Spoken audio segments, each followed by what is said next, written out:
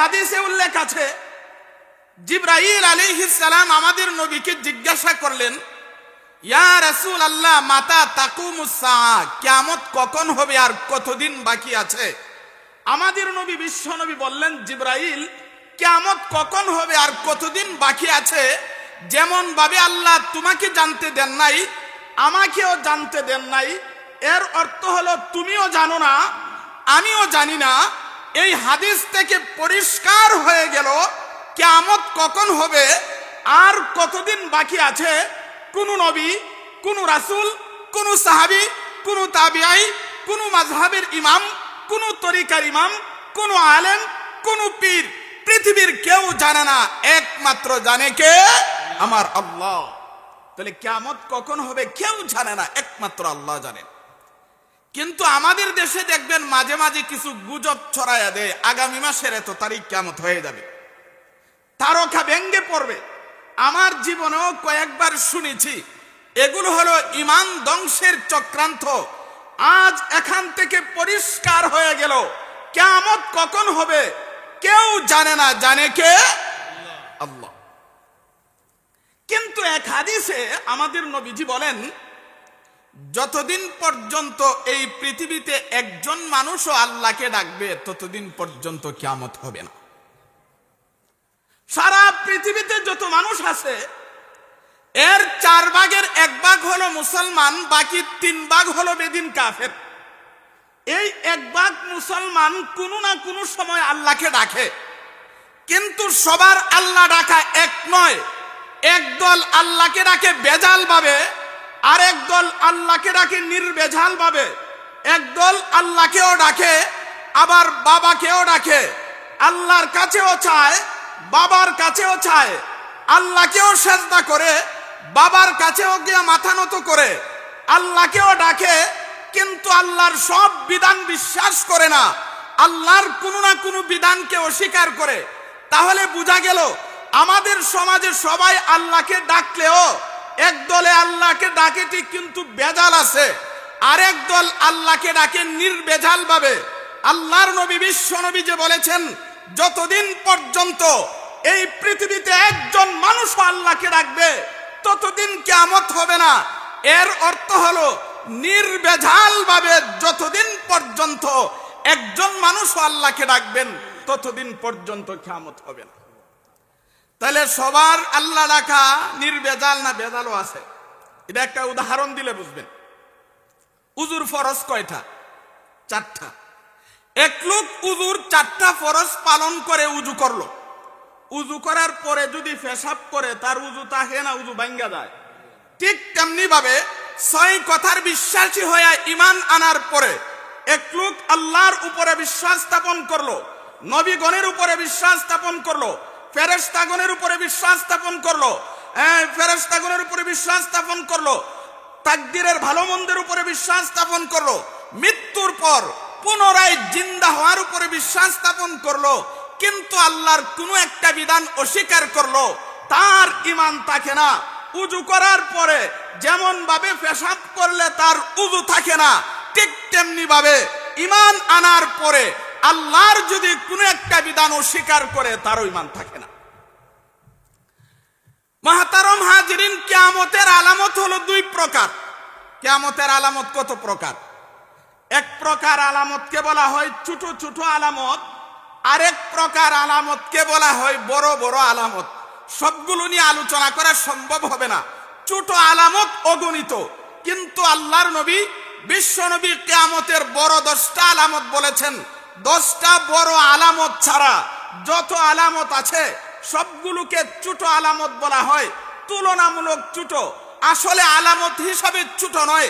কিয়ামতের বড় 10টা আলামত হলো, 1 নাম্বার হলো ইমাম মাহদী আলাইহিস সালামের আগমন, 2 নাম্বার হলো দাজ্জালের বহির্গমন, 3 নাম্বার হলো ঈসা আলাইহিস সালামের আসমান থেকে অবতরণ, 4 নাম্বার হলো ইয়াজুজ মাজুজ বের হওয়া, 5 নাম্বার হলো পশ্চিম আকাশে সূর্য উদয় হওয়া, 6 নাম্বার হলো দাব্বাতুল আরদ বের হওয়া, 7 নাম্বার হলো ঠান্ডা বাতাস প্রবাহিত হওয়া, 8 নাম্বার হলো হাবশীদের বিজয়, 9 নাম্বার হলো আগুন বের হওয়া, 10 নাম্বার হলো ইসরাফিলের সিংগায় ফু দেওয়া। বলেন তো কিয়ামতের বড় আলামত কয়টা? এই 10টা আলামত ছাড়া বাকি যত আলামত আছে সবগুলোর ছোট ছোট আলামত বলা হয়। আমি আপনাদের সামনে ছোট ছোট কয়েকটা আলামত নিয়ে আলোচনা করব, আর যদি সময় হয় বড় 1-2টা আলামত নিয়ে আলোচনা করব। কিয়ামতের যত ছোট ছোট আলামত আছে এর মধ্যে একটা আলামত হলো বিশ্বনবী বলেন কিয়ামতের পূর্বে অযোগ্যরা ক্ষমতা দখল করবে, অযোগ্যরা দায়িত্ব দেওয়া হবে। আল্লাহর নবী বিশ্বনবী বলেন যখন অযোগ্যকে দায়িত্ব দেওয়া হবে, দায়িত্ব সে জুড়ে নেক অথবা তাকে দেওয়া হোক, অযোগ্যকে দায়িত্ব দেওয়া মানে কিয়ামতের আলামত। কিয়ামত আর বেশি দূরে নাই। ধরেন সারা বিশ্বে যারা দায়িত্ব পালন করতেছে সবাই যোগ্য না অযোগ্য আছে? সারা বিশ্বে অযোগ্যরা দায়িত্ব পালন করলেও মনে হয় বাংলাদেশে নাই।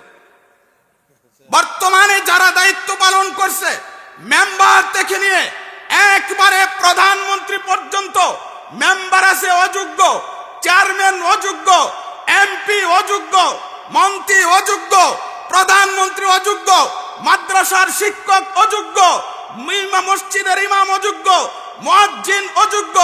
যারা দায়িত্ব পালন করছে অধিকাংশ দায়িত্বের মধ্যে অযোগ্য বসে আছে। আল্লাহর নবী বিশ্ব নবী বলেন কিয়ামতের পূর্বে অযোগ্যদেরকে দায়িত্ব দেওয়া হবে। এটা হলো কিয়ামতের ছোট আলামতের একটা আলামত। কিতাবের মধ্যে উল্লেখ করেন অযোগ্যকে দায়িত্ব দিলে 2টা কুফল ভোগ করা লাগে। 1 নাম্বার হলো যে কাজের দায়িত্ব দেওয়া হইলো এই কাজটা তার দ্বারা পুরা হইতো না। 2 নাম্বার হলো দায়িত্ব পাওয়ার পরে তার অধীনস্থদের উপরে জুলুম অত্যাচার করবে। বলেন তো অযোগ্যকে দায়িত্ব দিলে কয়টা কুফল ভোগ করা লাগে? 1 নাম্বার, অযোগ্যরে দায়িত্ব দিলে এই কাজ তার দ্বারা পুরা হইতো না। আমাদের বাংলাদেশে দীর্ঘদিনের প্রধানমন্ত্রী যিনি ছিলেন এক সময় অযোগ্য ছিল। অযোগ্য থাকার কারণে 1 নাম্বার বাংলাদেশের 12টা বাজিয়ে ছেড়েছে। 2 নাম্বার, এই সরকারের বিরুদ্ধে যদি কেউ কথা বলেছে তাদের উপরে জুলুম অত্যাচার করেছে। সুতরাং বোঝা গেল অযোগ্যকে দায়িত্ব দিলে 2টা কুফল ভোগ করা লাগে। 1 নাম্বার, তার দ্বারা দায়িত্ব পুরা হবে না। 2 নাম্বার, দায়িত্ব পাওয়ার পরে তার অধীনস্থদের উপরে জুলুম অত্যাচার করব। ঠিক কিনা? তাহলে বলেন তো অযোগ্যরে দায়িত্ব দিলে কয়টা কুফল ভোগ করা লাগে? এটা আপনাদের কেউ দিয়া উদাহরণ দিন, আমি নিজেকে দিয়ে উদাহরণ দিয়ে দেখেন। ধরেন আপনাদের মসজিদে একজন ইমাম নিবেন। ইমাম যদি নেন, ইমাম সাহেবের কিছু যোগ্যতার দরকার আছে না নাই? 1 নাম্বার, যাকে ইমাম নিবেন 1 নাম্বার হলো ফাঁক না ফাঁকের মাসালা জানতে হইব। উজুর ফরজ কয়টা, গোসলের ফরজ কয়টা, তায়াম্মুমের ফরজ কয়টা। 2 নাম্বার, নামাজের মাসালা মাসাইল জানতে হবে। নামাজের ফরজ কয়টি, নামাজের ওয়াজিব কয়টি, নামাজ ভঙ্গের কারণ কয়টা। 3 নাম্বার, কুরআন তেলাওয়াত শুদ্ধ হতে হবে। কিন্তু যদি মসজিদে এমন একজন ইমাম নেন যার কুরআন তেলাওয়াত শুদ্ধ না, নামাজের মাসালা মাসাইল জানে না, ফাঁক না ফাঁকের মাসালা জানে না, এমন একটা লোককে যদি ইমামতির দায়িত্ব দেন কি হবে? 1 নাম্বার, সকল মুসল্লির নামাজরে নষ্ট করে দিব। 2 নাম্বার, কেউ যদি তার বিরোধিতা করে তাদের উপরে জুলুম অত্যাচার করব। বলেন তো অযোগ্যরে দায়িত্ব দেওয়া এটা কিসের আলামত? সুতরাং আজ আলোচনা থেকে আমরা পরিষ্কার হয়ে গেলাম অযোগ্যকে দায়িত্ব দেওয়া এটা একটা কিয়ামতের আলামত। এতদিন যাই করেছি আর যেন সামনে কোনো অযোগ্যকে আমরা ক্ষমতায় না বসাই। আমি কোনো দলের পক্ষে বলি না, কোনো দলের বিপক্ষেও বলছি না, কিন্তু আল্লাহর নবীর হাদিস থেকে যা বুঝতে পেরেছি কোন অযোগ্যকে আমরা দায়িত্বে দেখতে। কিয়ামতের ছোট ছোট যতগুলো আলামত আছে এর আরেকটা আলামত হলো আল্লাহর নবী বিশ্ব নবী বলেন কিয়ামতের পূর্বে ঝগড়া, মারামারি, কাটাকাটি, খুন খারাপি বেড়ে যাবে। এটা মনে হয় সারা বাংলাদেশও প্রকাশ পাইল, খড়কি গ্রামে নাই না? খড়কি গ্রামেও ঝগড়া আছে। এই ঝগড়া হওয়া কিসের আলামত? আমাদের জানার দরকার ঝগড়া হয় কেন? ঝগড়া যত কারণে হয়, এর প্রধান কারণ হলো পরিষ্কার কিতাবে লিখেছেন, কিছু সমাজে মানুষ আছে ন্যায় অন্যায় বুঝে না, চাপার জোরে, গায়ের জোরে, ক্ষমতার জোরে, লাঠির জোরে তার দাবি আদায় করতে চায়। কিছু মানুষ আছে, আমার ক্ষমতা আছে, আমার লাঠির জোর আছে, আমার দলের ক্ষমতা আছে, তাহলে আমি যা বলছি এটাই সঠিক, আছে না নাই? এটা হলো ঝগড়ার প্রধান কারণ। এই যে ন্যায় অন্যায় না বুঝে চাপার জুড়ে, গায়ের জুড়ে, ক্ষমতার জুড়ে, লাঠির জুড়ে নিজের দাবি আদায় করতে যাওয়া, এটা মূলত মানুষের স্বভাব না, কুত্তার স্বভাব। এটা কিসের স্বভাব বলেন? একটা উদাহরণ দিলে বুঝবেন। একটা রাস্তা দিয়ে একটা দুর্বল কুকুর আসতেছে, আরেকটা শক্তিশালী কুকুর যাচ্ছে। বলেন তো, শক্তিশালী কুকুরটা দুর্বল কুকুররে দেখে সেলামালকি দিয়ে চলে যায় না তার উপর আক্রমণ করে? এই দুর্বল কুকুরের উপর আক্রমণ করলো কে? এর দোষ কি? যদি শক্তিশালী কুকুররে জিজ্ঞাসা করেন এর দোষ কি, তার উপর আক্রমণ করলে কেন, শক্তিশালী কুকুরের তখন একটাই জবাব, তার কোনো দোষ নাই, একটাই দোষ, সেটা হলো সে আমার থেকে দুর্বল কেরে। ঠিক তেমনি ভাবে আমাদের সমাজেও দেখা যায়, কিছু মানুষ যখন ক্ষমতা পায়, যখন চেয়ারম্যান হয়, যখন এমপি হয়, যখন মন্ত্রী হয়, তখন তার অধীনস্থ নিম্নমানের লোকের উপরে জুলুম অত্যাচার করে, কোনো দোষ লাগে না। এটা হলো কুত্তার স্বভাব। এটা কিসের স্বভাব? আল্লাহর নবী বিশ্ব নবী বলেন, কিয়ামতের যত ছোট ছোট আলামত আছে, এর একটা আলামত হলো, আল্লাহর নবী বলেন, কিয়ামতের পূর্বে কুত্তা স্বভাবের মানুষ বেড়ে যাবে। কুত্তা স্বভাবের মানুষ। আবুল সামানকান্দি রাহমাতুল্লাহি আলাইহি তানবিহুল গাফিলিন নামক কিতাবের মধ্যে উল্লেখ করেন, দুনিয়ার জিন্দেগিতে 4টা অপরাধ আছে, গুনাহ আছে। এই 4টা অপরাধে যখন দুনিয়ার কোন মানুষ লিপ্ত হয়, আল্লাহর আরশ কাঁপতে থাকে। আল্লাহর আরশ কি হয়? 1 নাম্বার, যখন কোন মানুষকে অন্যায়ভাবে হত্যা করা হয়। এখন তো বাংলাদেশে হত্যা করাটা একবারে স্বাভাবিক। আমার মনে চাইছে তো তাকে মেরে ফেলছি, আমার মনে চাইছে তো তাকে হত্যা করে ফেলেছি, এটা কিয়ামতের লক্ষণ। তিনি আবুল সামারকান্দি তিনি বলেন, 1 নাম্বার হলো অন্যায়ভাবে যদি কেউ কাউকে হত্যা করে আল্লাহর আরশ পর্যন্ত কাঁপতে থাকে। 2 নাম্বার হলো কোন ফাসিকের প্রশংসা করলে আল্লাহর আরশ কাঁপতে থাকে। 3 নাম্বার হলো কোন পুরুষ যখন সমকামিতায় লিপ্ত হয় আল্লাহর আরশ কাঁপতে থাকে। 4 নাম্বার হলো কোন নারী যখন সমকামিতায় লিপ্ত হয় আল্লাহর আরশ কাঁপতে থাকে। আর এক হাদিসে নবীজি বলেন, কিয়ামতের পূর্বে এত বেশি খুন খারাপি হবে, যে খুন করবে সেও জানবে না কোন কারণে খুন করেছে, যাকে খুন করা হবে সেও জানবে না তাকে কোন কারণে খুন করা হয়েছে। তাহলে বলেন তো, ঝগড়া ফাসাদ হওয়ার কিসের আলামত? সুতরাং আজকের এই মাহফিল থেকে আমরা কি এই ওয়াদা করতে পারি, যতদিন এই দুনিয়াতে থাকবো আর ঝগড়া ফাসাদ? কিয়ামতের যত ছোট ছোট আলামত আছে, এর আরেকটা আলামত হলো সরকারি কর্মচারীরা সরকারি সম্পদকে লুট্টা ফেট্টা খাইব। এটা মনে হয় বাংলাদেশও নাই। সরকারি সম্পদ মানে দেশের সম্পদ কি সরকারের না জনগণের? আমাদের বাংলাদেশের অবস্থা তো এমন হয়েছে, কেউ যদি এই দেশের ক্ষমতায় বসতে পারে, চেয়ারে বসতে পারে, মনে করে এই দেশটা তার পিতার ঔরসী সম্পদ। বাংলাদেশের সম্পদ কারো পিতার ঔরসী সম্পদ নয়। এই দেশের সম্পদ এই দেশের জনগণের, এই দেশের মানুষের। আল্লাহর নবী বিশ্ব নবী বলেন, কিয়ামতের পূর্বে কর্মচারীরা এই দেশের সম্পদকে লুট্টা ফাট্টা খাইব। এই আলামত বাংলাদেশও প্রকাশ পাইছিনি মনে করেন? বড় বড় নেতাদের খাড়ের নিচে বড় বড় তেলের বোতল খাওয়া দেব। বাংলাদেশের কোটি কোটি টাকা বিদেশে পাচার করবে। এটা কিসের আলামত? কিসের আলামত বলেন? কিয়ামতের আলামত। দেখেন, এই দেশ এক সময় আলেম উলামারা রাজত্ব করেছে। আজ রাজনীতি কোনো কথা বললে অনেকের মনে প্রশ্ন হয়, আলেম উলামারা রাজনীতি করে কেন, আলেম উলামারা রাজনীতি কথা বলে কেন? অথচ আমাদের নবী, বিশ্ব নবী এই দেশ পরিচালনা করেছেন, ইসলামী খেলাফত প্রতিষ্ঠা করেছেন।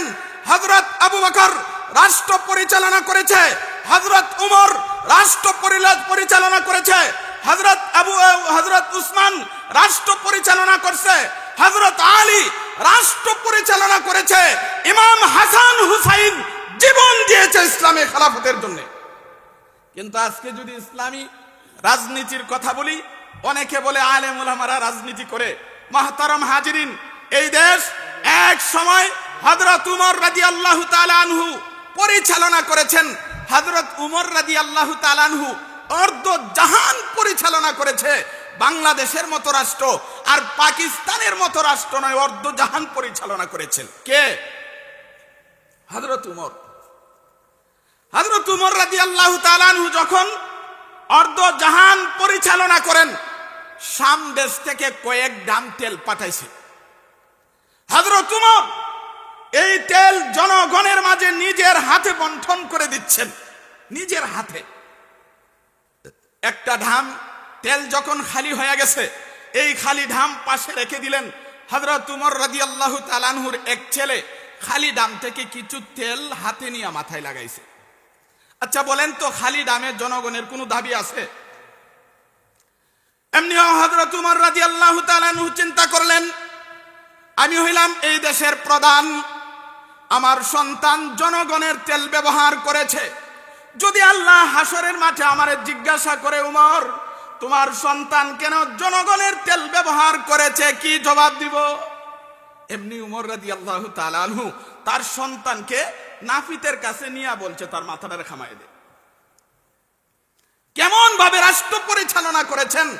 আজ এই দেশটাকে পিতার ঔরসী সম্পদ মনে করে এই দেশের কোটি কোটি টাকা বিদেশে পাচার করে বিদেশকে গুলশান বানিয়ে দেয়। এবার বলেন তো, কিয়ামতের ছোট ছোট যত আলামত আছে, এর একটা আলামত হইল সরকারি কর্মচারীরা সরকারি সম্পদকে, মানে দেশের সম্পদকে লুচ্চা ফাচ্চা খাইব। এই জন্য আজ থেকে আমাদের সতর্ক হতে হবে, এই বাংলাদেশকে যেন আর চুষার সুযোগ না থাকে, লুচ্চা ফাচ্চা খাওয়ার সুযোগ না থাকে। আমরা যেন এমন প্রতিনিধি নির্বাচন করি যাদের মাধ্যমে এই দেশের কিছু উপকার হয়। কিয়ামতের যত ছোট ছোট আলামত আছে, আরেকটা আলামত হলো আল্লাহর নবী বিশ্ব নবী বলেন, কিয়ামতের পূর্বে নারীরা হবে কর্তা। অথচ আল্লাহ কুরআনে পুরুষকে কর্তা বলেছেন।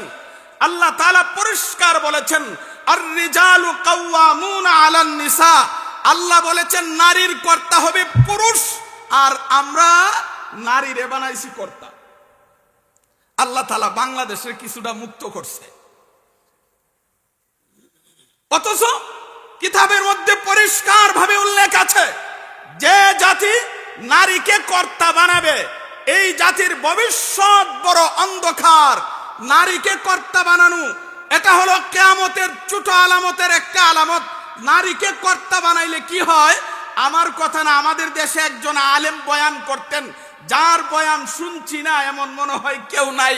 যারা মুরব্বীরা আছেন, উনার নাম ছিল আবুল কালাম সোনারগাটি রহমাতুল্লাহি আলাই। আল্লাহ তাআলা উনাকে জান্নাতের উঁচু মাকাম দান করুন। নাম শুনছেন? উনার একটা ঘটনা হয়তো আপনারা জানেন, শুনেন। তিনি বলেন, এক দেশে ছিল এক মাইমল। এক দেশে কি আছেন? মাইমলে মাচ্চা, আর কি মাচ্চা একটা সুন্দর মাছ পাইছে। এবার মাইমলে চিন্তা করলো, এই মাছটা যদি বাজারে নিয়ে যায় হয়তো উল্লেখযোগ্য টাকা পাবো না, সরাসরি যদি বাদশার কাছে নিয়ে যায় বাদশা খুশি হয়ে আমারে অনেক টাকা দিয়া দিবে। এই জন্য মাইমল বা মাচ্চায় এই মাছটাকে বাজারে না নিয়ে সরাসরি বাদশার দরবারে চলে গেছে। হয়ে গেছে গিয়া বলছে, জনাব সুন্দর একটা মাছ পেয়েছি, আপনার জন্য আনছি। বাদশা দেখে সুন্দর ওই মাছটা, এই জন্য ধরেন মাছের দাম হলো 200 টাকা। বাদশা খুশি হয়ে তারে 500 টাকা দিয়া দিছে। কত টাকার মাছ, কত টাকা দিছে? তাইন বুঝছেন নি? বাদশার স্ত্রী দৌড়ে আসছে, বলতেছে মাছ কত দা কিনছেন? ও মাছটা 500 টাকা দিয়া কিনছি। ও 200 টাকার মাছ 500 টাকা দিয়া কিনছেন? আপনি তো একটা ব্যাকুপ মানুষ, কেমনে দেশ চালান? এই মাছ ফেরত দেন, নাইলে কিন্তু আপনার ঘর সংসার করতেন না। আরে কি কস, আমি এই দেশের প্রধান, 200 টাকার মাছ 500 টাকা দিয়ে রাখছি, আমার তো একটা ইজ্জত সম্মান আছে, কোনা এই মাছ ফেরত দেন লাগবো। এখন মাছ কেমনে ফেরত দিতাম? আবুল কালাম সাহেবের মুক্তি কেমন শুনতাম, খুব মজা লাগতো। তাহলে এই মাছটারে ডাক দিয়া জিজ্ঞাসা করেন, এই বেটা তুই যে মাছটা দিয়া গেলে, মাছটা মুজাক্কার না মুয়ান্নাস, বেডা না বেডি? আচ্ছা, মাছ মুজাক্কার না মুয়ান্নাস, বেডা না বেডি, এইগুলা পরিচয় দিয়া কেউ মাছ বেছে? এখন স্ত্রী তো যাইব গা, মান তো তুইব কথা, এই মাছটা এদিকে আয়। ও কি জনাব? তুই যে মাছটা দিলে, মাছটা মুজাক্কার না মুয়ান্নাস, পুরুষ না মহিলা, বেডা না বেডি? এখন জীবনে কত মাছ বেচলাম রে, এমন কথা তো আর হচ্ছে না। এমনি মাছটা কো জনাব, আমি যে মাছটা আপনার জন্য এনেছি, সেই মাছটা মুজাক্কার না মুয়ান্নাস না, বেডাও না বেডিও না, খুনসা হিজরা। ও এত সুন্দর উত্তর দিয়েছিস তুই, আরো 500 টাকা নে। এখন 1000 টাকা লইয়া রওনা দিছে, তাই নে 200 টাকার মাছ 500 টাকা দিলেন, আবার দিলেন 500। আপনার মতো ব্যাকুফের ঘর আমিও করতাম না, আমিও যাই মুগা। তোর কথা শুনে তুই 500 আরে দেহন লাগছে। আমার কাছে আরেকটা বুদ্ধি আছে। ও কি বুদ্ধি? যাওয়ার সময় দেখছি এর পকেট থেকে একটা টাকা পড়ে গেছে, এই টাকাটা সে উঠাইয়া নিয়ে গেছে।